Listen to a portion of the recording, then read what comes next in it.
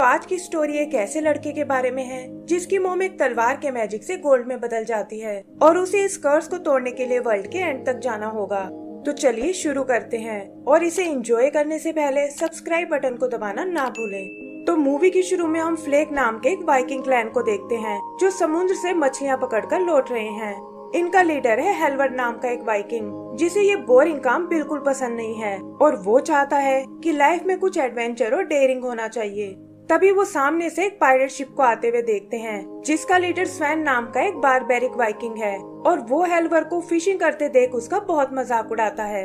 हेल्वर भी शायद इसी मौके की तलाश में था और वो गुस्से में स्वैन की शिप पर अटैक कर देता है। लड़ाई के दौरान स्वैन की एक मैजिकल तलवार उछलकर हेल्वर की शिप पर आ गिरती है जिसके साथ एक गिलहरी भी है और हेल्वर स्वैन को सबक सिखाने के लिए तलवार को अपने कबीले में ले आता है। कबीले में हम उसके बेटे विक को देखते हैं जो खुद भी अपने डैड की तरह एक वाइकिंग बनना चाहता है और उन्हें इम्प्रेस करने के लिए आए दिन नए नए एक्सपेरिमेंट करता है। यहीं हम विक की मोम इलिया को देखते हैं जो हेल्वर के खाली हाथ आने से बहुत नाराज है और उसे खुश करने के लिए हेल्वर उसे वो मैजिकल तलवार दिखाता है, लेकिन इलिया इससे बिल्कुल इम्प्रेस नहीं होती और हेल्वर भी उस तलवार को वहीं छोड़कर चला जाता है। विक अपनी फ्रेंड मारिया के साथ उस तलवार को चेक करने आता है और देखता है कि वो गिलहरी उससे दूर जाने को बिल्कुल तैयार नहीं है। अगले दिन कबीले में एक कंपटीशन रखा जाता है जिसे जीतने वाले को हेल्वर के क्रू में शामिल किया जाएगा और विक और मारिया भी वहाँ अपना चांस लेने आए हैं। मारिया अपनी स्किल से सबको बहुत इम्प्रेस करती है और फिर बारी आती है विक की, लेकिन इससे पहले कि वो अपना निशाना लगा पाए एक दूसरा तीर आकर निशाने को भेद देता है। पता चलता है कि एक दूसरे फेमस वाइकिंग का बेटा लीफ है जो यहाँ हेल्वर के क्रू में शामिल होने आया है और हेल्वर भी खुशी खुशी उसे एक्सेप्ट कर लेता है और कहता है कि मैं लीफ को इस टूर्नामेंट का विनर घोषित करता हूँ। विक उनसे अपनी टर्न के बारे में पूछता है, लेकिन हेल्वर ये कहकर मना कर देता है कि तुम और प्रैक्टिस करके अगले साल ट्राई करना, और इससे विक का दिल टूट जाता है। शाम को वो लीफ के लिए एक पार्टी अरेंज करते हैं, लेकिन विक इसमें बिल्कुल इंटरेस्टेड नहीं होता और अकेला बैठकर उस तलवार को एग्जामिन करने लगता है। हेल्वर उसे वो तलवार लीफ को दिखाने को कहता है, जिस पर लीफ बताता है कि ये तो एस्गार्ड के राजा ओडिन की तलवार है और कहा जाता है कि ये किसी भी चीज को सोने में बदल सकती है। हेल्वर इसे यूज करने का तरीका पूछता है, लेकिन लीफ उसे छूने से मना कर देता है और कहता है कि ये तो आपको खुद ही ढूंढना होगा। तब विक उन्हें बताता है कि तलवार के ब्लेड पर कुछ निशान बने हुए हैं जिसके अकॉर्डिंग उन्हें तलवार को 8 की शेप में घुमाना होगा और फिर उनकी चुटकी बजाते ही ये काम करने लगेगी। फिर वो उन्हें इसका एक डेमो दिखाता है और उसकी चुटकी बजाते ही तलवार से निकली पावर एक चिकन को गोल्ड में बदल देती है। ये देखकर तो सबके होश उड़ जाते हैं और हेल्वर कहता है कि अब तो वो यहाँ का सबसे अमीर आदमी बन जाएगा। इसके बाद वो एक एक करके चीजों को गोल्ड में बदलने लगता है और इसी जल्दबाजी में वो इस पावर का यूज अपनी वाइफ पर कर देता है जिससे वो एक गोल्ड स्टैचू में बदल जाती है। विक ये देखकर रोने लगता है और हेल्वर को भी अपनी गलती का एहसास हो जाता है, लेकिन अब बहुत देर हो चुकी थी। तब लीफ उन्हें तलवार की स्टोरी बताता है कि इसे ओडिन ने अपने बेटे लोकी के लिए बनाया था और यह एस्गार्ड के बाहर किसी भी चीज को सोने में बदल सकती थी। लेकिन लोकी और उसका भाई थोर आपस में लड़ते रहते थे और इससे नाराज होकर ओडिन ने लोकी को एस्गार्ड से बैनिश कर दिया। उसने लोकी की सारी पावर्स छीन ली और उसे वॉर्न किया कि जब तक वो अपना नेचर ठीक नहीं कर लेता तब तक वो इस तलवार को नहीं छू पाएगा, और तब से लोकी को किसी ने नहीं देखा। विक पूछता है कि इससे भला मेरी मोम के ठीक होने का क्या कनेक्शन है, और तब लीफ उन्हें इस कर्ज को तोड़ने का तरीका बताता है। इसके लिए उन्हें एक ऐसे आइलैंड तक जाना होगा जो अर्थ और हेवन की बाउंड्री पर बना हुआ है और वहाँ एस्गार्ड जाने के लिए एक सीक्रेट रास्ता है जिसे सब लोग बिटफ्रोस्ट के नाम से बुलाते हैं।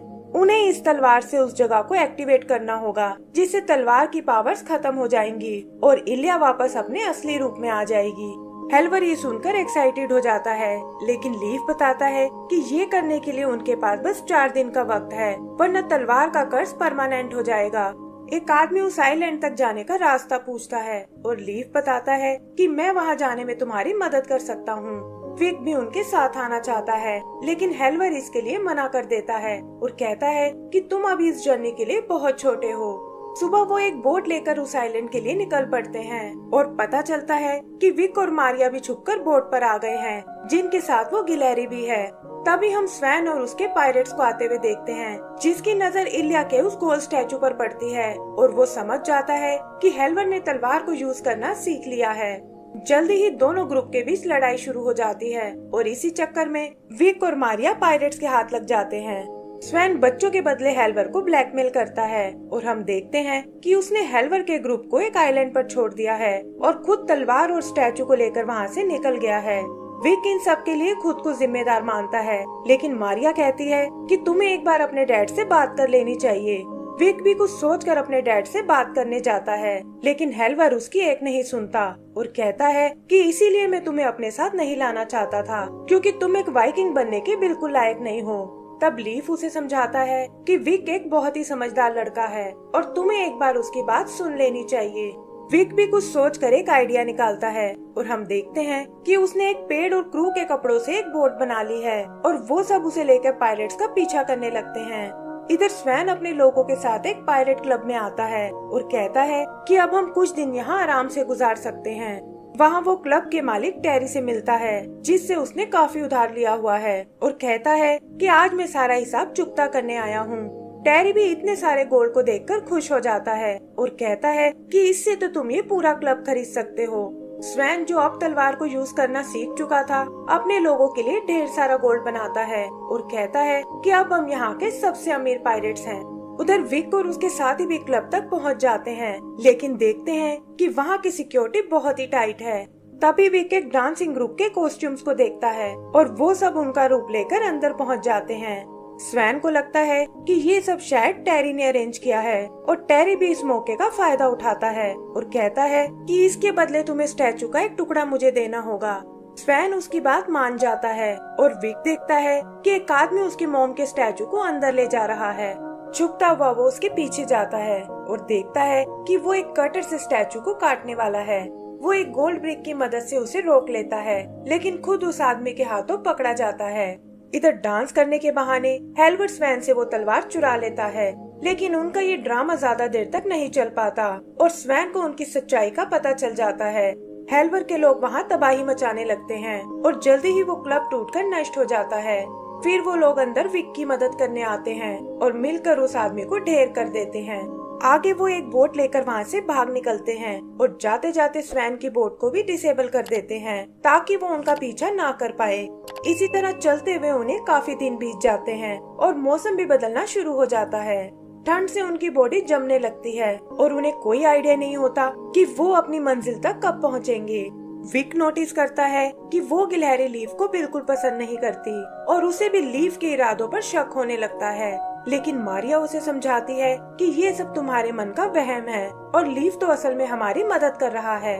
तभी वो देखते हैं कि आगे तो हर जगह आइस जमी हुई है और लीफ बताता है कि हमें कैसे भी करके इसे जल्दी से पार करना होगा, क्योंकि यहाँ 3 बड़ी बड़ी लहरें आने वाली हैं। वो लोग पीछे के रास्ते से जाने की सोचते हैं, लेकिन देखते हैं कि पीछे से तो स्वैन आ रहा है जो उनसे अपनी तलवार वापस पाना चाहता है। तभी समुद्र में वो लहरें उठने लगती हैं और विक कहता है कि हम इसके करंट को अपने फायदे के लिए यूज कर सकते हैं। लीफ भी उसकी बातों से एग्री करता है और वो बोट लेकर सीधा उस लहर की ओर जाने लगते हैं।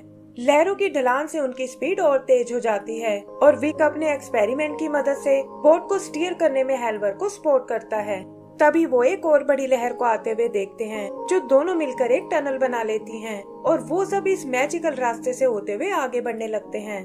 फिर फाइनली उनका सामना उस तीसरी लहर से होता है, लेकिन वो उन्हें उछालकर आसमान की ओर फेंक देती है। जागने पर वो देखते हैं कि वो लोग उस आइलैंड तक आ पहुँचे हैं और लीफ उन्हें बताता है कि दरवाजे के खुलने का टाइम हो गया है और उन्हें जल्दी से तलवार को ऊपर ले जाना होगा।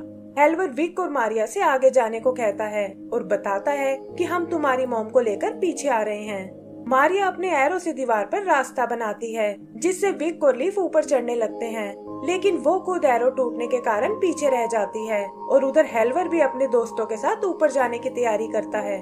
ऊपर विक लीफ को फॉलो करता है और देखता है कि वहाँ दीवारों पर अजीब से निशान बने हुए हैं। आगे कुछ टनल से होते हुए वो बिटफ्रोस्ट के पास आते हैं, जहाँ लीफ कुछ बटरफ्लाइज को हटाकर उसे रिवील करता है और बताता है कि यही एस्गार्ड जाने का सीक्रेट रास्ता है। फिर वो विक से तलवार को बिटफ्रोस्ट में डालने को कहता है, लेकिन देखता है कि वो ऐसा करने से डर रहा है और ये देखकर उसे गुस्सा आने लगता है। तभी अचानक वो विक को आगे की ओर धकेलता है, जिससे वो तलवार सीधा बिटफ्रोस्ट में जा गिरती है और विक देखता है कि उसकी पावर से वहाँ एक पोर्टल बनना शुरू हो गया है। वो लीफ से अपनी मॉम के बारे में पूछता है, लेकिन लीफ इसका कोई जवाब नहीं देता और तभी तलवार से कुछ गोल्डन थ्रेड्स निकलकर सब जगह फैल जाते हैं। फिर हम लीफ को उस तलवार को छूते हुए देखते हैं और पता चलता है कि वो तो असल में ओडिन का बेटा लोकी है, जो उन्हें बहलाकर यहाँ अपना कर्ज तुड़वाने लाया था और उसे उसकी मॉम की कोई परवाह नहीं है। विक को लोकी पर बहुत गुस्सा आता है, लेकिन लोकी उसे बताता है कि ये सब उसके डैड ओडिन की वजह से हुआ है, जिन्होंने तलवार पर ऐसा कर्ज लगाया था जिससे मैं उसे छू तक नहीं सकता था और इसीलिए मुझे तुम लोगों की मदद लेनी पड़ी। लेकिन अब कोई भी मुझे एस्गार्ड जाने से नहीं रोक सकता। तभी विक को ढूंढता हुआ हेल्वर वहाँ आता है, लेकिन जैसे ही वो उस गोल्डन थ्रेड को छूता है, उसका एक हाथ और पैर गोल्ड का बन जाता है। विक लोकी से ये सब ठीक करने को कहता है और पूछता है कि आखिर हमने तुम्हारा क्या बिगाड़ा था जो तुमने हमें इतना बड़ा धोखा दिया। लेकिन लीफ उसकी बातों की कोई परवाह नहीं करता। तभी विक की नजर उस गिलहरी पर जाती है और उसे याद आता है कि शुरू से ही हैमर यूज करने में वो बहुत माहिर थी और यहाँ तक कि तलवार की पावर का भी उस पर कोई असर नहीं हुआ था। तभी अचानक उसे एक आइडिया आता है और वो उस गिलहरी को उठाकर उस बिटफ्रोस्ट में फेंक देता है। लोकी को उसकी बेवकूफी पर बहुत हंसी आती है, लेकिन तभी वो देखता है कि गिलहरी अचानक से थोर में बदल गई है, जिसे खुद भी ओडिन ने अर्थ पर भेज दिया था। थोर बताता है कि इसीलिए मैं इस तलवार को फॉलो कर रहा था, क्योंकि मैं जानता था कि एक दिन ये मुझे तुम तक जरूर पहुंचा देगी। फिर हम उन दोनों को आपस में लड़ते हुए देखते हैं, जहां थोर धोखे से उसकी तलवार को दूर उछाल देता है और वो सीधा नीचे वोल्केनो में जा गिरती है। तलवार के नष्ट होते ही उसका कर्ज भी टूट जाता है और लोकी को ये देखकर बहुत गुस्सा आता है। तभी उन्हें ओडिन की आवाज आती है, जो कहता है कि मैं तुम दोनों की लड़ाई से तंग आ चुका हूँ और अब तुम्हारा फैसला एस्गार्ड में जाकर होगा। फिर वो उन दोनों को अपने साथ वापस ले जाता है और उनके जाते ही वो जगह ढहने लगती है। उधर हेल्वर के साथी अभी भी उस स्टैचू को ऊपर नहीं ले जा पाते और तभी उनके पास एक गोल्डन बॉल आकर गिरती है और वो समझ जाते हैं कि स्वैन यहाँ तक आ पहुँचा है। विक और उसके डैड भी लोकी की शील्ड लेकर वहाँ से बच निकलते हैं, लेकिन देखते हैं कि स्वैन ने उनके साथियों को पकड़ लिया है। विक उसे अपनी फैमिली से दूर रहने को कहता है, लेकिन स्वैन को तो बस उस तलवार की पड़ी हुई थी। तभी वो देखता है कि ये जगह ज्यादा देर तक नहीं टिक पाएगी और वो इलिया के स्टैचू को लेकर वहाँ से जाने लगता है। विक अपने डैड को होश में आने को कहता है और बताता है कि आप एक वाइकिंग होकर हार नहीं मान सकते। उधर स्वैन देखता है कि उसकी गोल्डन बॉल अचानक से बदलना शुरू हो गई है, जिसका मतलब कर्ज का असर अब खत्म हो चुका है। विक भी ये बात नोटिस करता है, लेकिन तब तक बहुत देर हो चुकी थी और हेल्वर पागलों की तरह स्वैन के ग्रुप पर टूट पड़ता है। स्वैन अटैक करने के लिए अपनी आयरन बॉल निकालता है, लेकिन पीछे से इलिया उसे नॉकआउट कर देती है, जो कर्ज के हटने से अपने असली रूप में वापस आ गई है। विक अपनी फैमिली से मिलकर बहुत खुश होता है और कहता है कि मेरे डैड दुनिया के सबसे पावरफुल वाइकिंग हैं। फिर हम उन्हें वापस अपने कबीले की ओर जाते हुए देखते हैं और हेल्वर अनाउंस करता है कि विक अब उनके क्रू का एक पार्ट बन चुका है। विक भी ये सुनकर बहुत एक्साइटेड होता है और इसी के साथ हमारी ये मूवी खत्म हो जाती है। तो दोस्तों, अगर आपको ये मूवी पसंद आई हो तो प्लीज